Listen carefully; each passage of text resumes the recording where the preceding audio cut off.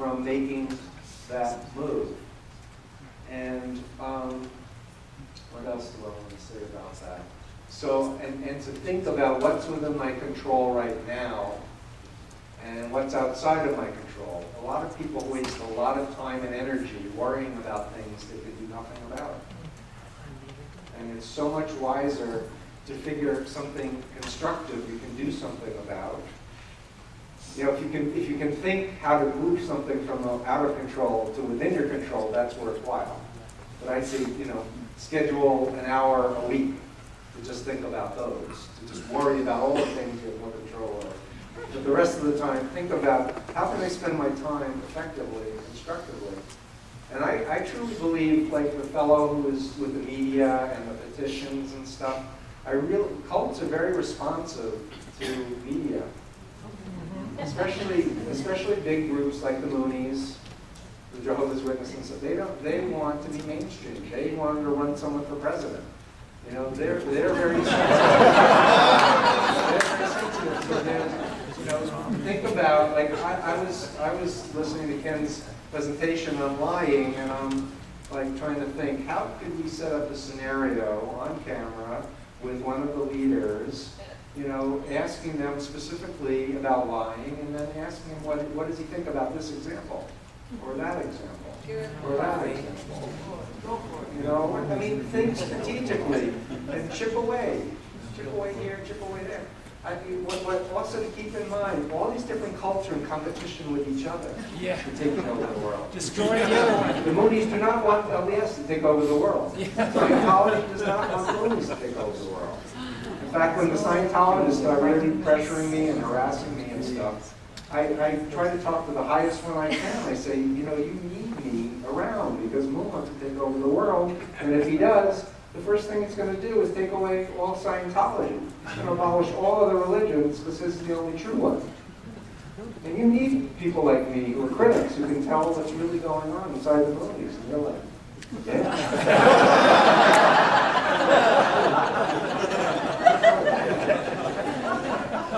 Yes. We only have time for 2 more questions. Can you, Only have time for 2 more questions. Can you speak to the role of anger in recovery? Because I have a sense, you know, a certain amount of good that someone that's pretty non-productive, and that's basically my question. Anger. So, I mean, the bottom line is when you're in a mind control cult, you're suppressing a lot of emotions. And so when you're coming out in the recovery phase, you really want to give yourself a lot of space to feel whatever you're feeling, even if it's very extreme, very exaggerated. I would just caution you, don't do anything illegal.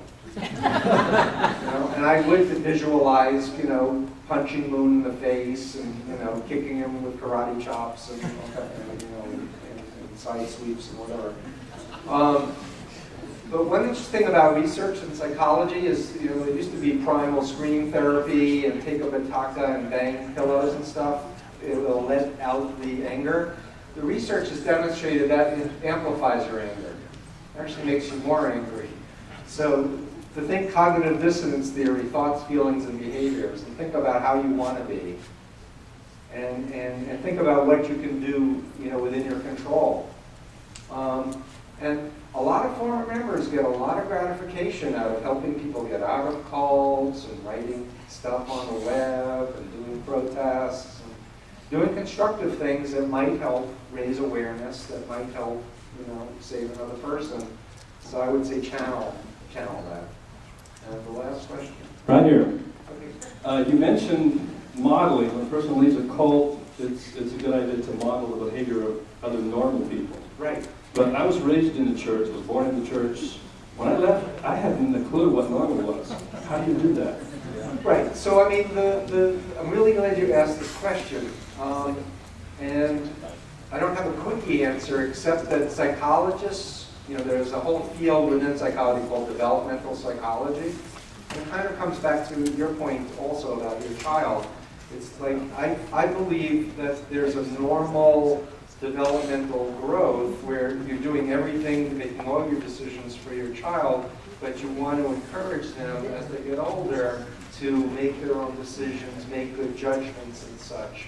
And that in fact, what mind control cults do is they retard the normal developmental process. They want to keep people as children forever.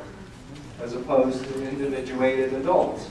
So to answer your question, I would study developmental psychology. I would talk to people who were non-cult and say, tell me about your childhood. And so like when I work with ex-Jehovah's Witnesses, they'd be like, you never got to have a birthday party. You never got to have a birthday party. It's like, have a birthday party. Go to someone else's birthday party. Visualize having a birthday party. You know, I never got to go into a church. Go visit some churches. You know, I never got to be validated that my thoughts matter. And get a support group together and say, you know what, your thoughts matter. You know, you have a right to your opinion. You have a right to disagree and such. So you're giving yourself healing experiences. There's a very good book that I can recommend called Giving the Love That Heals by Harville Hendricks, who is an imago therapist. He's an excellent couples therapist. I also like his work for that. But it's a very good book. It talks about, you know, parenting and kind of how to allow the child to grow up to be their true selves. And it's got a very nice piece in it on intentional dialogue and how to mirror back what the person is saying and learning different communication strategies is definitely another piece of how to have positive impact. So we've run out of time, but I'm very grateful that Sue, you invited me, and Richard, you invited me, and that I could share this. And I really encourage you to broaden your view and not be so focused on LDS, ex-LDS, but look at, there's this big, you know, there's millions of people who've been in mind control, abusive situations, and see yourself as LDS as a subset of this bigger phenomenon, and learn psychology, and be your own best friend, be your own best therapist, learn to trust yourself, be patient with yourself, be kind to yourself, stop saying self-deprecating comments like you're stupid or this or that. People are not stupid who are in mind control cults. In my experience, the vast majority are bright, talented, educated, idealistic, ambitious, creative. They want to make a difference. They want to improve themselves. So thank you for all being here and having me.